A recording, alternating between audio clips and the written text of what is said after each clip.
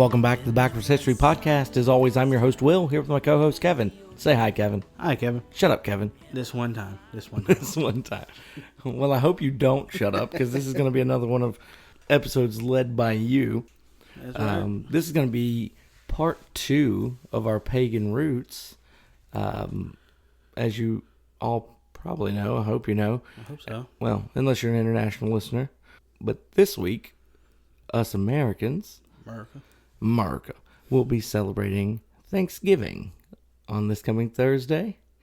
Lots and lots of turkey and stuffing and cranberry sauce. All manner of edible. And just let you know, if you enjoy any kind of cranberry sauce that is not shaped like the can when you put it on the table, you just need to stop listening right now. You're doing it wrong. Because I do not support you. Cheap cranberry sauce is the best. Preach, brother. Right. But yeah, this is going to be another look into the actual origins of one of our celebrated holidays, most celebrated holidays, really, because out of all the ones in the United States, it's mostly Christmas and Thanksgiving that get the big hype. That's right. You get your big three: Halloween, Thanksgiving, Christmas. Yeah, and then I guess the biggest ones in the United States are going to be it's going to be New Year's, 4th of July, boom, Thanksgiving, and Christmas. Right. But just like we did with Columbus Day and Indigenous Peoples Day, this one's probably going to get a little bit of heat. Tiny bit. I'm sure Friday or Thursday we'll hear a lot about, Pilgrims were evil people and blah, blah, blah. And yeah, you should be ashamed of what people did 400 years ago. So we're gonna take a real look into the origins of Thanksgiving. Go ahead and take it away, Kevin. Thank you, Will. Yes, this is part 2 of our pagan roots, but also a holiday that falls in line very well with what we like to do here at Backwards History Podcast, and that's correct some misconception. Now, many people think Thanksgiving is this holiday we've been celebrating since 1621, when the Pilgrims came over, barely survived an incredibly brutal New England winter, and the following year were so thankful to God that they had this big feast, and it all starts right there. Not exactly. Now, the American holiday we know today as Thanksgiving actually follows in line with many other cultures who would have what many refer to as a harvest festival. And this is their way of giving thanks to whatever deity or deities they believed in for a plentiful harvest. A plentiful harvest. And I think you tried to combine. I tried to. Bountiful and plentiful. It came up with a new word. Not my best work, but not my work. Now you see why I tell you to shut up? No, nothing. You've never been able to adequately explain that. I don't want to. I don't feel the need to. It's self-explanatory. Shut up, Kevin. Actually, don't shut up. Well, continue. Why'd you tell me this? Continue. I'm getting mixed messages.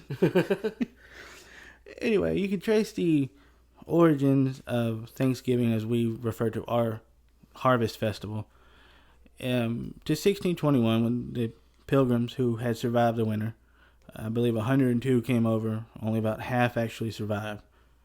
And so yes, they had a lot to be thankful for. Hey, I didn't die. I did not freeze to death. I didn't starve to death. I didn't die from some strange disease. No animal got me. And New England's, even today when we have modern heat and everything else, it's cold. It is god awful.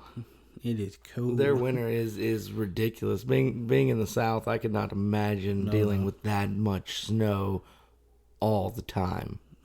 For a while. I mean, it snows down here and everything just stops. It snows. We get the tiniest sprinkle and everybody's just run to the store, grab all the milk and bread. Can't make it into work today. It snowed. Right. Now, one of the most famous Native Americans, and many school children learn the name Squanto, but many people don't know his story. He typically only shows up in the retelling of the first Thanksgiving as just this really nice guy that just kind of came out of nowhere and helped save these people. Well, he actually has a very tragic backstory.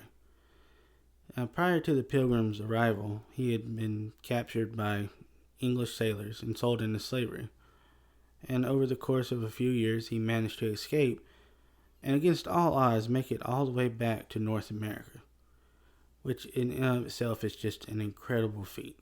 Truly determined to get back to where his home was. When he gets back, sadly, he finds that his village, along with several others along the coast, had been wiped out by diseases introduced by the Europeans incidentally. And I can't imagine what must have been going through his mind. You fought all these years to get home, And your home is gone, yeah. So he's taken in by neighboring tribes. Well, a lot of the tribes had kind of formed together from the remnants of those who had survived. Now, what makes it makes him able to really help the colonists is during his time in captivity, he learns English.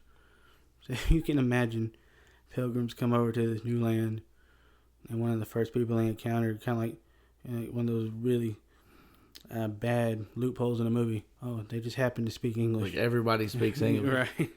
Well, meet an alien civilization, they speak English too. Right. It's one of those like, just out of all the people they could have possibly ran into, they ran into Squanto, and he's able to assist them because he can communicate with them. But also, I think it adds, a certain dynamic to the pilgrim and the natives' relationship of coexistence, which is really, if you get down to it, is really the spirit of what Thanksgiving is supposed to be all about. The United States is a melting pot of numerous cultures from all over the world. Right. So for this guy to have been enslaved by the English and then to have his, village destroyed by the diseases they introduced, for him to be willing to help out his fellow man, is a very inspirational tale. Because he had every reason to hate every white man he saw. Absolutely. But like I said, as we hit on several times, that black legend or that black rumor of genocide. And I've been in college level courses where students believe that Thanksgiving is a celebration of Native American genocide. And it's because it's become, in pop culture, you should feel guilty for what happened. When in actuality, the facts have been twisted and corrupted to such a degree it's black or white. You don't really get to see any of the in between. It's dissolved historical figures into either good or bad. Right. And takes the human element completely out of it. I still am from the school of thought of I didn't have nothing to do with it. Right. My parents didn't have nothing to do with it. It's no skin off my back. It has literally nothing to do with me. Mm-hmm. I'm not going to be punished or act a certain way as if I'm guilty of something that I'm not guilty of. I had nothing to do with it. It's not my issue. Of all the things that history can teach us, I would hope at moving forward people learn that not to take guilt from history, not to learn to feel bad from things that have happened. It just is what it is, or is what it was. You know, it's one of the things. Yes, history is full of humans treating other humans terribly, all the way back to when we first started to record it. But just because they did then doesn't mean we have to now, or to treat anybody differently because of how people hundreds of years ago treated each other. Right. And as we mentioned on our Guy Fawkes episode, how that holiday has evolved to basically celebrate the villain of the story. In many instances, that's what mainstream has done with Thanksgiving in the United States. It's look how bad the Europeans treated the natives. Yes, they did, absolutely. Just like our Columbus Day episode. I know I've already mentioned it once before, but they're very kind of similar holidays, sort of, as far as like the interactions that were involved. But the story goes, Lincoln starts Thanksgiving in 1863 to celebrate being thankful. It doesn't go back to Europeans and everything. It's like I said, I was in a college level course and had to explain this to adults. because they were like, oh, I'm seen as enlightened because I'm looking down on people who celebrate Thanksgiving, which is just all kinds of crazy. Yeah. But anyway, now the colonists, following the first Thanksgiving, 1621, did celebrate in a very similar manner we do today for about 200 years. Now, to get to actual modern day Thanksgiving, we can thank one of our greatest presidents, Abraham Lincoln. He actually made Thanksgiving a national holiday in 1863. Now, if you listen to our earlier episodes about the Civil War, you'll know that 1863 is right in the middle of the Civil War. Now, he did this, and he justifies making this a holiday. He felt the moral fabric of society was unraveling with the continuation of the Civil War. Well, it was countrymen versus countrymen, Right. and brother versus brother. Exactly. Fathers and sons go off to war. Families are broken, torn apart. It's just a whole lot of death, and dying, and suffering. So Lincoln decided, hey, we'll reach back to one of our founding stories, one of our foundational stories of our society. So he goes back to the wholesome story of pilgrims seeking religious tolerance, leaving their home, making a very dangerous journey to an uncertain world, and trying their best to build something new. And it ties into, and at least in his mind and others at the time, and probably still to today, the wholesome family values of being thankful for what you have, always working hard, being a good neighbor, things like that, things that he felt needed to be reinforced in the American psyche. So he goes back to the Pilgrims' first Thanksgiving, 1621. Now, after that point, it's not an American holiday. Colonists, at the time, there's no United States. So colonies, separately celebrate this holiday. And then you move forward and Lincoln's like, hey, make it one holiday. Which is kind of America's thing. We'll take from here, take from there, make something a little new, a little old. Here we are.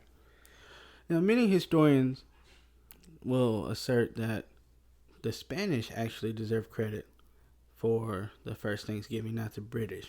And that being said, in 1565, the Spanish landed in what is modern-day Florida and established the oldest continuously inhabited European-founded city of St. Augustine down in Florida. And they're very grateful for their long, arduous journey that has ended in them not dying, which, is always a positive. Not dying is usually top on the list. I don't know if you know this, but I just beat my all-time record of most consecutive days without dying. Me too. Wow, oh, really? Awesome. Right. But they celebrate with natives there, and they have a feast. Now, one big misconception is that when the British colonists celebrated Thanksgiving, there's turkey and all this and that. When in actuality, there was no turkey. There's no documented proof of what was had. But they generally agree there's no turkey. And because their sugar was so low from the journey over, probably not a lot of sweets such as pies and things of that nature. So some of the food that was served is lobster, seal, and swan. Something you can easily find in abundance in the wilderness. You're on the coast. Seals are relatively easy to catch when they're not in the water. Now, I've never personally partaken in seal.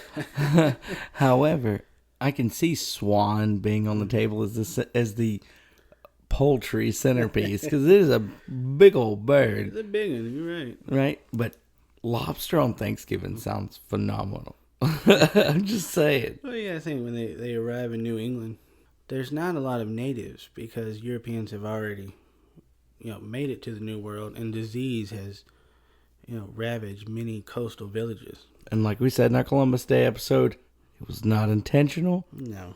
Because they didn't understand biology. Right. It was one of these things where you just didn't know. I mean, there's no way around it.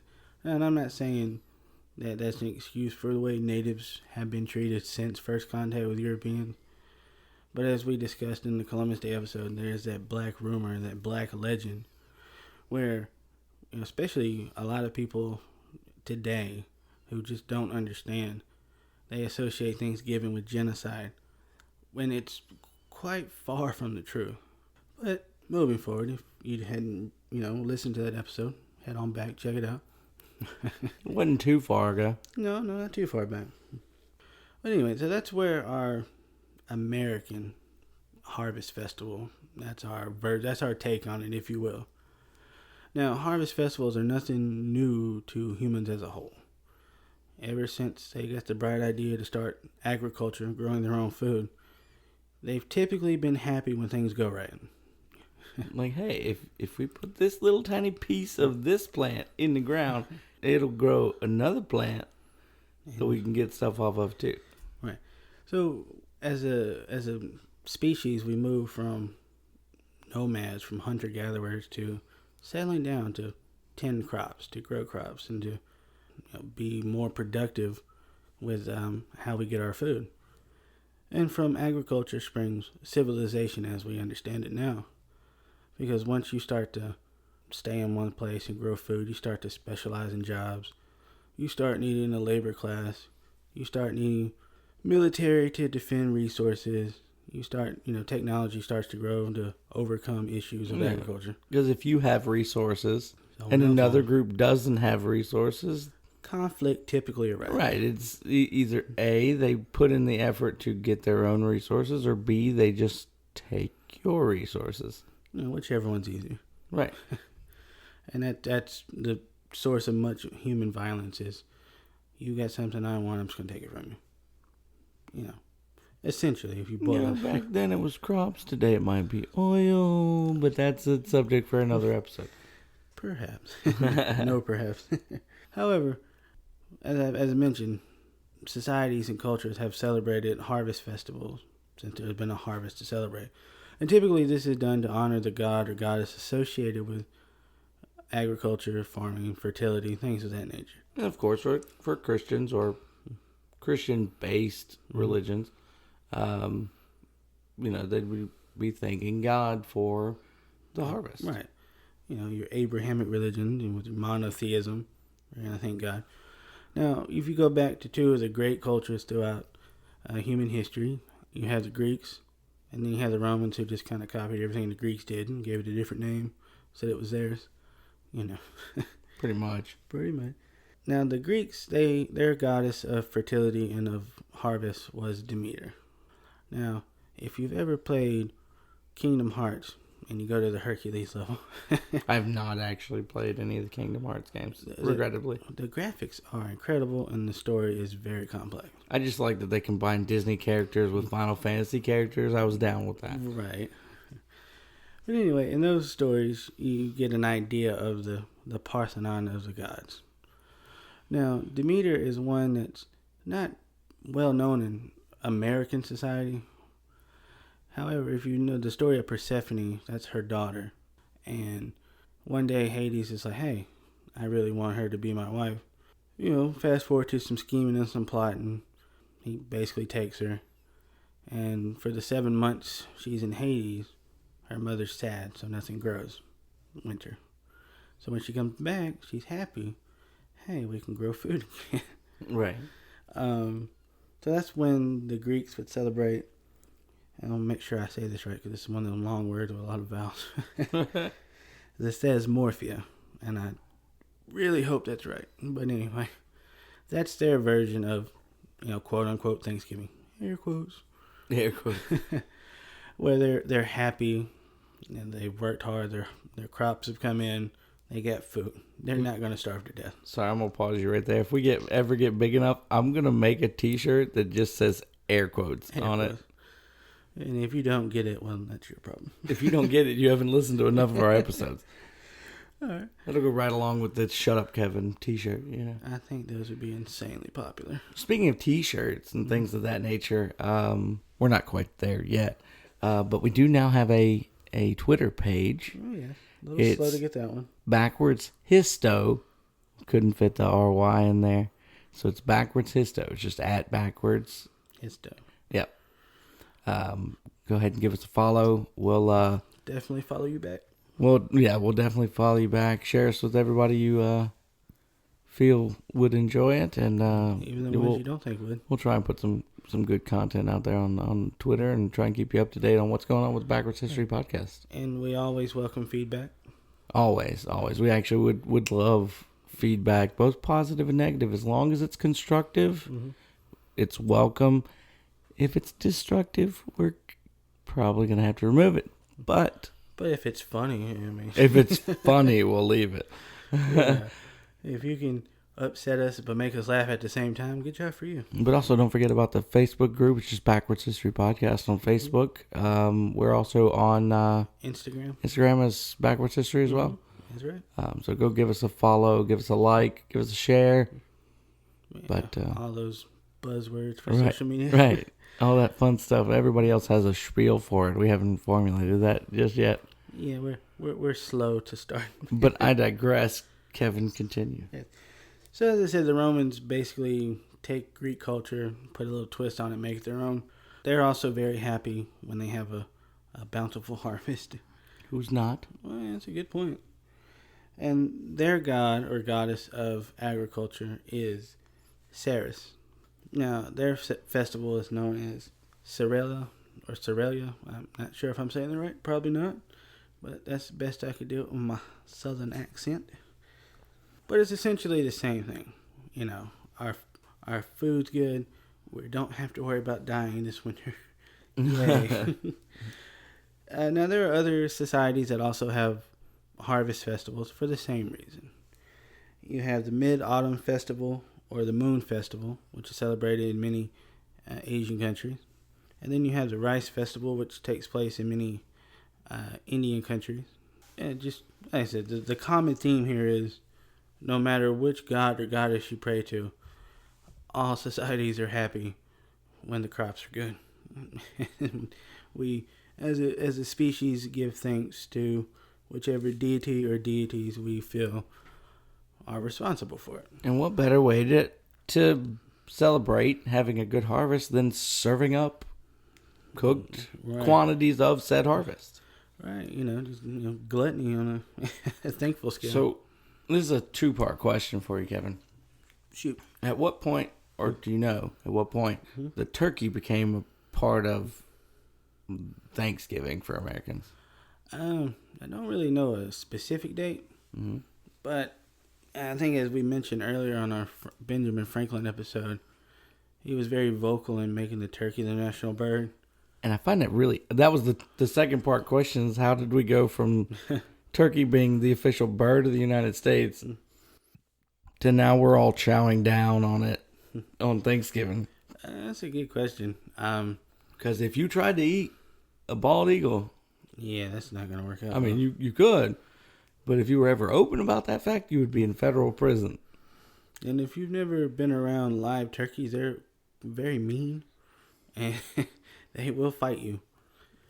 But I would think, around the time Lincoln's making Thanksgiving a national holiday, somewhere around there or not too far from there, I would... That's just conjecture. Conjecture, of course. But, every year, different families make different food items part of Thanksgiving. There's really no set list of what you can and can't have on this day. It's kind of dealer's choice, if you will. I gotcha. Because some people don't eat turkey. Or some people eat turkey and duck. So, Right. It's just, your preference. There's really no wrong way to do it. In Florida, back in the day, you said they ate swans. So whatever. It's one of those things. Turkeys have, if they're raised properly, feed a lot of people. Stick you a bird on the table. There you go. So, just like with every episode that we record here at the Backwards History Podcast, we don't want you to take our word for any of this. We want you to go check out Thanksgiving for yourself.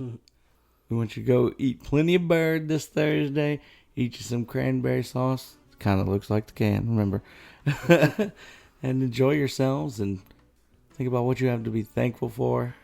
Don't take it too seriously. Don't take us seriously. We're just two guys in front of a microphone. That's about it. And as always, trust, but verify.